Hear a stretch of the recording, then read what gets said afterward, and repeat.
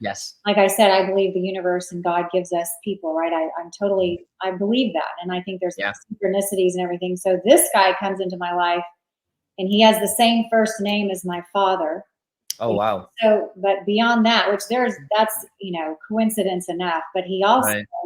has the same birthday as my dad. Wow. I Holy thought shit. was like, okay, When is this? When is the birthday? October 19th. Ooh. Yeah. Wow. Is that, I guess those are Libras? Is that a Libra? Is that a I Scorpio, I haven't think? looked it up yet. How can you not have looked it up? You're dating this guy. That was No, your I dad's need star to. sign. I'm a Scorpio and I'm November 16th. So he's definitely not a Ah, Scorpio. So maybe it's a Libra. We'll yeah, have to it's look it up. Libra. Yeah, yeah. But go on. So he's this nice guy, right? Like we've Mhm. been dating. We've only been on like 3 or 4 dates. We've been seeing each other for like 4 weeks. So I know it's so new. So I keep reminding Right. myself, you don't know him yet, Heather. You don't know him Yeah. yet. But every day he's very consistent with his communication. Mm. We've already been super vulnerable with each other and telling each other how we feel, and you know, telling each other if something isn't. He's like, please tell me if you're feeling anxious. I want to know. Like we've Wow. already had like these deep conversations. But I also felt myself getting. Well, here's one question is this. He lives in Austin, Mm. And you're in Dallas, you said, Dallas. right? And Okay. so I think to myself, okay, he's not emotionally unavailable because he's Mhm. very open with his feelings. However, He's in a way, I physically can say he's physically unavaileable because he's not yeah. here. But he's been he'll come see me like once a week Okay. so far. And so then I asked myself, is this just somebody who's physically unavailable and it's another way of being unavailable? Yeah. So That's a great, great, great, great, great astute observation and a point. Um, the first thing I will say to you before we analyze this is you're making progress, right? Because what God and the universe and what you believe in is already showing you is, hey, Heather girl, you're doing better. You've attracted someone at least who cares, someone who's capable, at least emotionally, someone who's there, so at least that's a progression. First, you have to celebrate and give yourself, gratitude for the growth, because if you don't, then you invalidate yourself that you're doing this. So first, I think that's what you have to recognize and give yourself. So I'm proud of you. That's amazing. Recognize that. Now, second, very great point. I made a very active choice in my life to not date people who are in other towns or cities, no matter how amazing they were, their personalities or whatever, because, like you said, I have physical needs. For me personally, I'm a very physical person. I love cuddling. I love being very playful. I love great sex. I love dancing. A lot of the things that are very physical. And if I'm in a long distance relation with someone, I'm denying myself of those needs whilst potentially just lying to myself and saying, like, at least they're like this, so that's fine. Now, the first question for you, and I'm not projecting this onto you, which is why I'm asking you for yourself, is do you have a strong desire for someone to be in person with you? Is that an important thing to you? yes, it is. Yes? Yes, Okay. So do you like cuddles? I know it sounds like a stupid question. Everybody says yes, but I'm asking you again. Do you yes, like cuddles? yes, Okay. Do you like dancing? yes. Okay. Do you like snuggling up and watching Netflix or movies? I do. Okay. Netflix got a free plug just now in my podcast. Do you like great sex? Of course. Who Yes, doesn't, yes, right? right. Yeah, Okay. So these are some priorities for you. Earlier, in my opinion, studying your journey, you had a lot of the physical, like, availability, let's say, of the men or the people around you, but you lacked the emotional connection and capability and safety that they could provide. So what your inner being has done is said, Heather, what's the most important thing for us right now? You didn't even think the most important thing is to get more physical stuff because you had it. But your most important thing was to get the emotional stuff. So you said, okay, how can we progress to that? In fact, if you think about the previous guy that you were with, the situationship yeah. person, We had the he physical was down pat. exactly. You had the physical, but not the emotional. So sometimes the pendulum needs to swing from one end to the other end to kind of come back to the middle. And I think that's kind of what's happened to you, which I think is a good thing, a really good progressive thing, because you've moved all the way to that. But now I really believe that all of us as powerful manifestors, children of God, whatever, we have the right to ask for what we want and we have the right to own it, all of it. And that life is not about compromise. It's just about choosing the things that you want and don't want. And in this space, you've gotten a gift of someone who can emotionally help you come back to a healthy place. But you must be able to draw the standards for yourself as to whether or not you're willing to put up with the physical absence of this person, or whether your needs are important enough for you to draw that boundary and say, this is not working out. And let me tell you, Heather, this is going to be the biggest test for you, because I can already see you wincing. You're like, oh God, why do you have to say that word? I don't want any more lessons. Like, I don't want anymore. I've already gone through this. Listen, yeah, I just want it all. Give it to me right now. But you're in an important place for the lesson. I'll tell you why. And I'll give you a little story as an example. So I went from, I think I told you, my pattern was being attracted to older women who had children, blah, blah, blah. And that happened for like 4 or 5 years. I was abandoning myself by being with people who are not emotionally or physically, they were somewhat available because they would be with me. We'd spend time together. We'd we'd have great sex, but they were not futuristically available. Let's say that they weren't available to create a life and love with me. They had already had that. And so it was kind of like situationships in some sense. And I did so much inner work to cut off from that, that I went to the healing, but I swung my pendulum to the other way to find someone, or to find partners who were physically available, could create the right future, but I didn't have enough of an emotional connection with them. So the pendulum swung. And it was so hard even then for me, but I said, you know what? I'm going to draw a boundary with this. I can't do this because it's not giving me what I need. I'm going to go into, like, even if I have to be alone, it's better than being with someone who's not good for me. So I drew that boundary, and my pendulum was coming closer to the middle, but not completely and totally. And then came in the example of my wife. And my wife and I met very serendipitously on an airplane, which is very beautiful, loving. It was amazing, whirlwind romance for that week, because I flew from the US, she flew from Dubai, and we met at like a holiday destination. Just not for each other. We were going on a boys' trip and a girls' trip on the plane. So when we met, we had an amazing 3 or 4 days. Like, we hit it off so well. Everything was so serendipitous.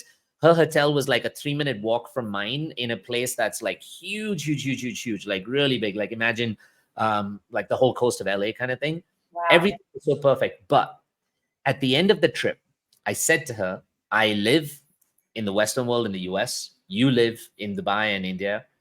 This can't happen, according to me. And she was like, why? Why not? We're so good together emotionally, blah, blah, blah. Physically, we're good. I was like, yeah, but you're not in the place that I am and that I need to be. And I let the conversation continue for a little bit. I returned to my city. We chatted for a little while, but it was not benefiting us. It was pulling on us, and I was getting more attached. And I recognized that. And I said to myself that day, I said, I deserve better than to lead this girl on and to lead baby Yats on. And I said, I'm going to draw a boundary. So after a few weeks of us talking, even though we had returned back, I said to her, I was like, her name is Aisha. And I said, Aisha, I'm really sorry, but I can't talk to you. And I'm going to block you and myself, like, from talking to each other. So I blocked her, because I said, otherwise I know we'll get back to it. We like each other a lot. Yeah. But I said, you're not physically in the place I need you to be. And I deserve a beautiful relationship. So I believe that was a test for me. And that it was so hard for me to say no to someone who finally I was emotionally attracted to, physically attracted to. We were so compatible. Everything was right, but the distance. But I drew that boundary and I let it go. And it weighed on my mind heavily for a really long while, for like weeks, for months. We didn't talk to each other. We didn't say a word. And I really believe that was such a big test, because I was moving from the US to Mexico, and like, it was just some crazy serendipitous plan. So I decided to reach out to Aisha, just to let her know. I said, hey, I just want to let you know that, I'm sorry I haven't messaged for so long. I think it's been important for us. And, I'm having some life changes. I'm moving to Mexico. And so fucking crazy and serendipitously, she messaged me and she said, oh my God, are you serious? I was like, yeah, I know, it's crazy, right? And she's like, well, you won't believe it. My modeling agency just asked me to move to Mexico for a job. And I was like, what the fuck? Are you serious? I was like, are you bullshitting? Are you stalking me? Are you going to come to Mexico? I literally said that to her. I was like, you're stalking me? Okay, this is weird. I'm going to have to block you again. Then she sent me the screenshot of the email. And they said, we want you to move to Mexico because you'll suit that profile. And I was like, what the fuck are the odds? Like, this is insane. Like, how could this even be true and possible? And within a matter of weeks from that point, well, it took a few, actually months for the stuff to get together. She moved to Mexico and I was in Mexico.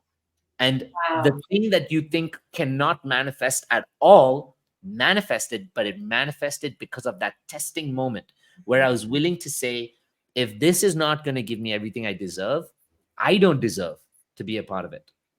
And that willingness to end that somehow made everything work, either with that same person or with another person. We don't have to be hooked onto it being with only that person. That's attachment. But it would either work with that person or another person. But either ways, it works out the way we want. Today we're married. We're expecting a child. Like our life is beautiful. Amazing. So, but that's what I have to say to you. So maybe there is part of that conversation that you need. And that's why I asked you, are you okay with the distance? And you know in your soul that you're not. And it sucks and it hurts because this is a good guy. He's being better. He's doing better. But you deserve the best, not better. You deserve the best. Oh, okay. I know it's tough. But here's the thing. Why is it that when we say you deserve the best, our human reaction is to be like, oh God, I have to make a tough decision now?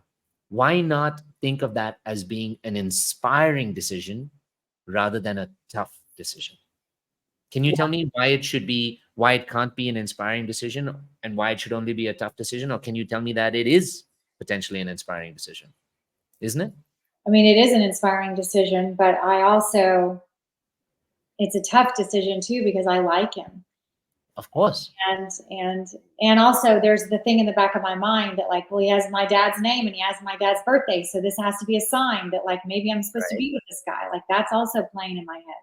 And therefore, let me tell you that if God has put that in your hands, let what God create, let no man or woman make asunder, right? So if God has put that in your hands, even if you try and invalidate it, don't you think that God will find another way to make it work? Just as he did in my relationship, which is fucking crazy because Dubai to Mexico is not like going from LA to New York. It's like my family lives there and it's 12 and a half hours of a difference, 35 hours on our fucking planes to get there. Wow. But if that can happen, why not in your life, which is a few hours away from each other? And that's the thing though, you have to let go of the attachment to him. You can't say, okay, I'm going to say no to you while I'm constantly saying my prayers about you every night before I go to bed. Then that's still attachment. You have to let go. One of the most powerful and needed things in our time, especially as human beings, is the ability to let go and trust. We don't trust anymore because we're always looking to social media, therapists, everybody else, our repeated patterns to guarantee it will work out for us.